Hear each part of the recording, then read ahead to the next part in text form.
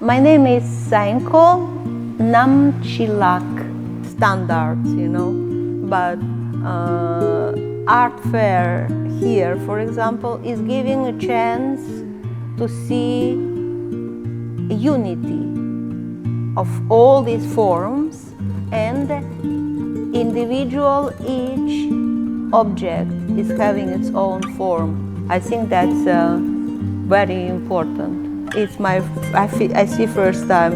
Before I never have been in such places, so it's really incredible. The connection between nature and creativity of mind, I think it's going through the hands. It's a city where the hands are very, very important part to express the feelings. I think that's special about Jingdezhen.